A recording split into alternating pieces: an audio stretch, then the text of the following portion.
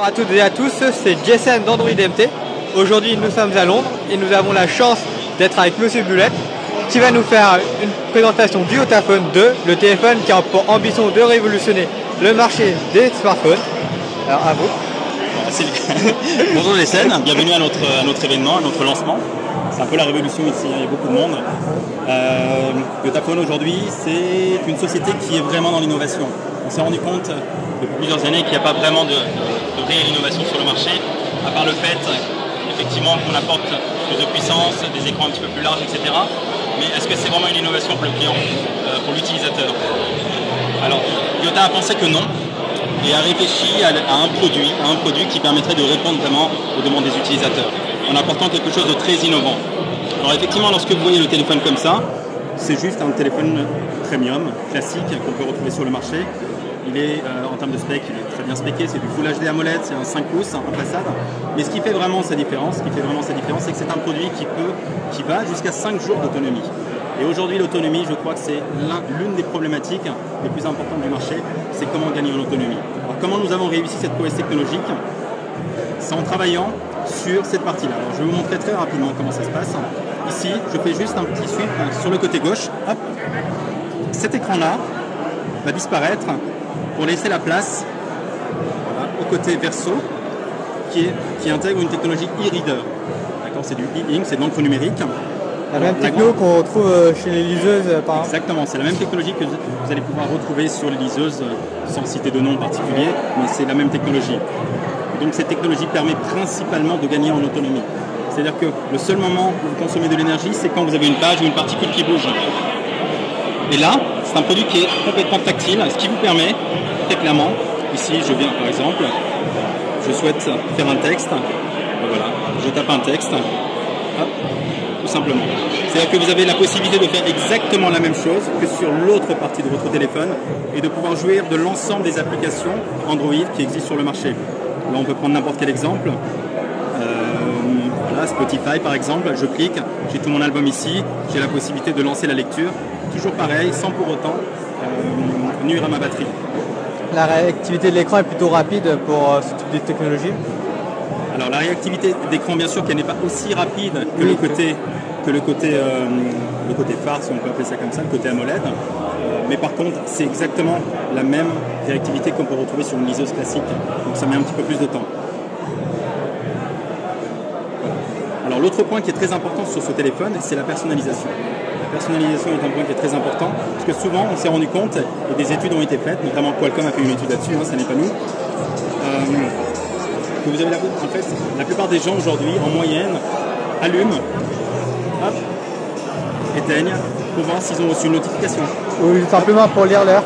Pour lire l'heure, exactement. Donc à chaque fois, en fait, vous consommez, éteindre la musique, à chaque fois vous consommez de la batterie, à chaque fois vous faites un allumage, j'éteins, j'allume, etc., vous consommez de la batterie. Donc ce que nous avons voulu faire, nous, c'est vous éviter tout ça en créant quelque chose ici qui est complètement personnalisable. Ici, par exemple, j'ai mis simplement les choses qui m'intéressent. Donc j'ai l'heure, j'ai la date, j'ai les applications qui m'intéressent que j'ai téléchargées. Ici, j'ai une autre fenêtre, j'ai mon livre, j'ai le livre que je lis actuellement.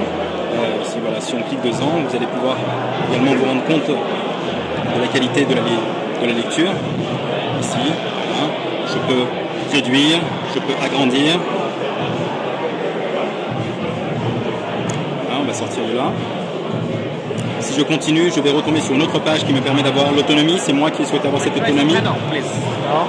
Mes personnes favorites, ici. Là, par exemple, si je clique là, vous avez la possibilité, voilà, de faire vos appels.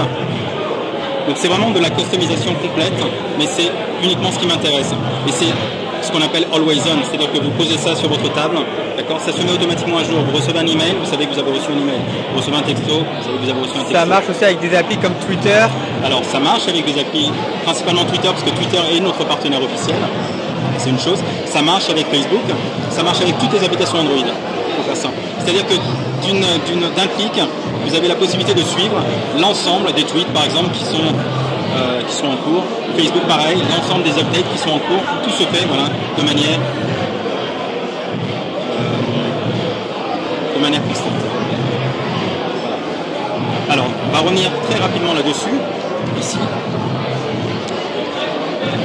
il y a ce que nous appelons le Yota Hub. Le Yota Hub permet à droite ici d'avoir le panel, donc c'est ce que je disais tout à l'heure, ici de pouvoir personnaliser, donc vous avez différentes grilles qui apparaissent. Ici, je peux cliquer là-dessus, changer, hop, voilà. Vous changez, vous personnalisez, vous mettez d'autres personnes favorites par exemple. Ici, pareil, hop, ici, on me donne différentes possibilités. Donc on peut mettre les applications, on peut mettre l'heure, on peut mettre vraiment, vous avez une plénitude de choses qui apparaissent, la météo, etc., etc. Donc c'est vraiment les applications qui vous intéressent. Et de l'autre côté, ce que j'aimerais vous montrer, c'est qu'on n'a pas forcément envie, lorsqu'on pose sur la table son téléphone, que tout le monde soit au courant forcément de mon prochain rendez-vous, etc. Là, vous avez une partie qui est un petit peu plus privée, qui est privée, d'accord, et qui peut également être un peu plus émotionnelle. C'est-à-dire que là, vous avez la possibilité de configurer un carrousel avec vos images qui tournent, faire un slideshow, ou bien simplement une image fixe. Donc là, c'est vraiment la partie privée. Comment ça fonctionne? Très rapidement aussi. Hop, je suis là.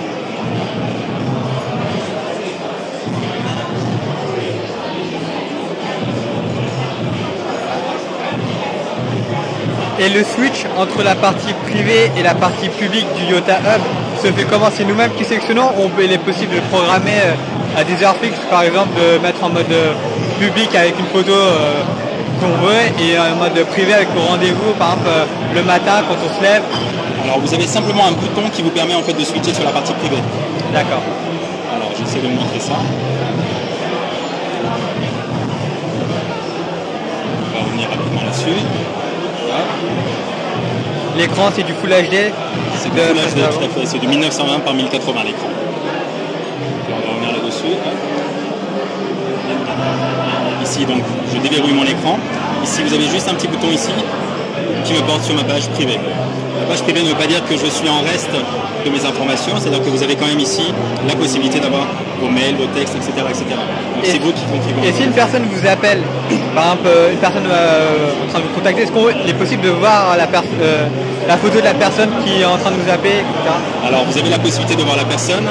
Si vous le souhaitez même, vous avez la possibilité de configurer, on vous le demande automatiquement, vos favoris, pour que lorsqu'elle vous appelle, vous avez la photo qui apparaît en plein écran. Donc tout est possible. C'était plutôt pas mal, plutôt intéressant. Et le smartphone est 4G aussi? Le produit est un 4G, un produit 4G. En termes de configuration, c'est un Snapdragon, Qualcomm Snapdragon 800, 2.2 GHz. Il intègre 32 mégas en mémoire et 2 Go. 8 mégapixels, 2 millions sur l'avant. Voilà. Et au niveau de la batterie, vous savez, l'autonomie, en suivant les modes, combien de temps tient le smartphone? Alors, en termes de batterie, comme je disais, avec une seule charge, vous avez la possibilité d'aller jusqu'à 5 jours d'autonomie. Ensuite, ça dépend bien sûr de l'utilisation de votre téléphone. Si vous utilisez uniquement cette partie-là, vous êtes assuré d'avoir plus de 5 jours. Si vous switchez entre les deux, vous avez entre 90 à 100 heures d'usage. Ce qui est toujours... Ce qui est déjà plutôt bien. Et vous avez une autre chose qui est importante. Alors, on va faire ça. Ici, lorsque vous allez dans les paramètres, hop, vous avez Yota Energy Setting. Ici, vous avez la possibilité de customiser à 5, 10 ou 15%. Vous décidez que cette partie de l'écran, voilà, vous avez vraiment tous les éléments de votre téléphone qui apparaissent. Ce qui consomme globalement la plus grande autonomie, c'est l'écran. Voilà, donc on a la possibilité de réduire la luminosité de l'écran, de réduire la puissance du processeur, exactement. Donc vous avez vraiment différentes possibilités ici que vous réduisez à souhait. Donc ce qui vous permet d'avoir de l'autonomie complémentaire encore. Et au niveau du prix, donc c'est 700 € en France et dans le reste de l'Europe? Alors en Europe, il est annoncé à 699 €. Le prix de vente conseil est à 699 € TTC. Et il est possible de l'acheter sur le site Alors il est possible de l'acheter sur le site yota.fr. Alors le deuxième point, c'est que c'est ce qui a été annoncé tout à l'heure. On ouvre notre premier magasin Yota à Londres. Donc ça c'est une première. Il y en aura peut-être d'autres à Paris par la suite. Hein. Voilà. On peut imaginer des choses. Ensuite, le produit va être également distribué par la FNAC,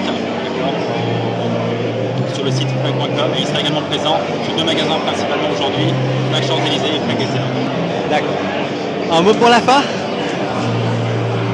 On se souhaite beaucoup de succès. Merci beaucoup.